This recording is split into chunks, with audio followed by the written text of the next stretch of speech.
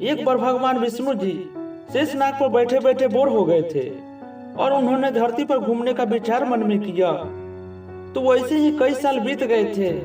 धरती पर आए और वह अपनी यात्रा की तैयारी में लग गए थे। तो स्वामी को तैयार होता देखकर लक्ष्मी माँ ने पूछा, आज सुबह सुबह कहाँ जाने की तैयारी हो रही है? तो विष्णु जी ने कहा, हे लक्ष्मी, मैं धरती लोक पर घूमने जा रहा हूँ। तो कुछ सोच समझकर माँ लक्ष्मी ने कहा, हे देव, क्या मैं भी आपके साथ चल सकता हूँ?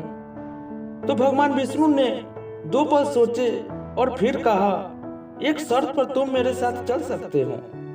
तुम धरती पर पहुंचकर उत्तर दिशा की ओर बिल्कुल मत देखना। इसके साथ ही माता लक्ष्मी ने हाँ कह दिए और सुबह सुबह माँ लक्ष्मी और भगवान विष्णु धरती पर पहुंच गए। अभी सूर्य देवता निकल ही रहे थे कि रात बरसात होकर हटी थी। चारों ओर हरियाली ही हरियाली थी। उस समय चारों ओर बहुत ही शांति थी और धरती बहुत ही सुंदर दिख रहे थे। और माँ लक्ष्मी मंत्र मुग्ध होकर धरती को देख रही थी और भूल गई कि पति को क्या वचन देकर आई हैं। और चारों ओर देखती हुई कब उत्तर दिशा की ओर देखने लगी, पता ही नहीं चला। तो उत्तर दिशा में माँ लक्ष्मी को एक बहुत ही सुंदर बगीचा नजर आया और उस तरफ से भीनी भीनी खुशबू आ रही थी और बहुत ही सुंदर सुंदर फूल खिले थे। यह एक फूलों का खेत था और माँ लक्ष्मी बिना सोचे समझे उस खेत में गई और एक सुंदर सा फूल तोड़ के ले आई। लेकिन यह क्या, जब माँ लक्ष्मी भगवान विष्णु के पास वो वापस आई तो भगवान विष्णु की आंखों में आंसू थे। लक्ष्मी को कहा कि कभी भी किसी से बिना पूछे उसका कुछ भी नहीं लेना चाहिए और साथ ही अपना वचन भी याद दिला दिए। तो माँ लक्ष्मी अपनी भूल का पता चला तो उन्होंने भगवान विष्णु से इस बात की माफी मांगी। तो भगवान विष्णु ने कहा कि जो भी तुम मेरे साथ भूल की है उसकी सजा तो तुम्हें जरूर मिलेगी। जिस माली के खेत से तुम बिना पूछे फूल तोड़ा है, यह एक प्रकार की चोरी है। इसलिए अब तुम्हें 3 साल तक माली के घर नौकर बनकर रहो। उसके बाद मैं तुम्हें वैकुंठ में वापस ले जाऊंगा।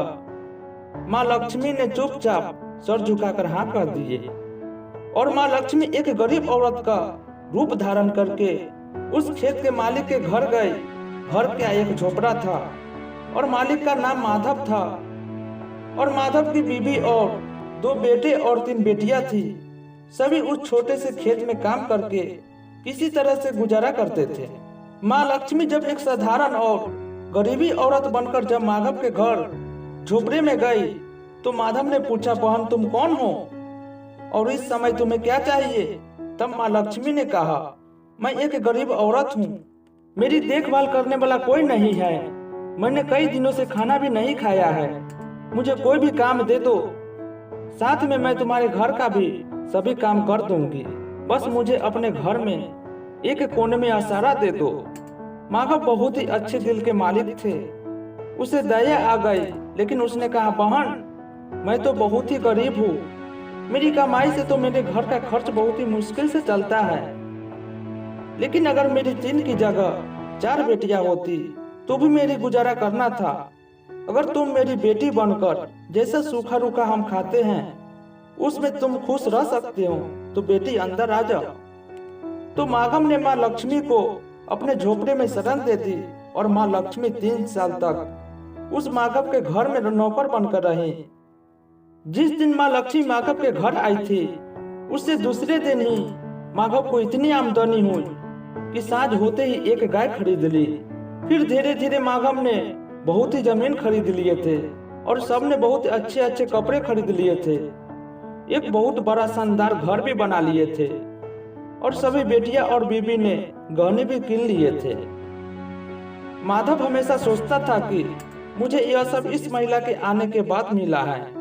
इस बेटी के रूप में मेरी किस्मत आ गई मेरी। और अब 2 से 4 साल बीत गए थे, लेकिन माँ लक्ष्मी अब भी घर में और खेत में ही काम करते हैं। एक दिन माधव जब अपने खेतों से काम खत्म करके घर आया तो उसने देखा कि घर के सामने द्वार पर एक देवी स्वरूप गहनों से लदी एक औरत को देखा।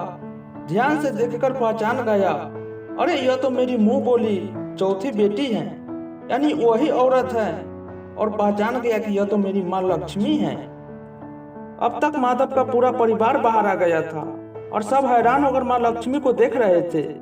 तो माधव बोला, माँ हमें माफ कर दो, तेरे से अनजाने में ही घर और खेत में काम करवाया है। माँ यह सब कैसा अपराध हो गया है, माँ हम सबको माफ कर दो। अब माँ लक्ष्मी मुस्कुराई और बोली, माधव तुम बहुत ही अच्छे और दयालु व्यक्ति हो। तुमने मेरी अपनी बेटी की तरह रखे हैं, अपने परिवार के सदस्य की तरह रखे हैं। इसके बदले मैं तुम्हें वरदान देती हूँ कि तुम्हारे पास कभी भी खुशियों की कमी नहीं होगी, धन की कमी नहीं होगी, तुम्हारे सारे सुख मिलेंगे जिसके तुम हकदार हो। और फिर माँ अपने स्वामी के द्वार में भेजे रथ में बैठकर बैकुंठ चले गए। दोस्तों, ये मेरी छोटी सी स्टोरी भगवान विष्णु और माँ लक्ष्मी की कैसी लगी, कमेंट बॉक्स के जरिए अपनी राय जरूर देना।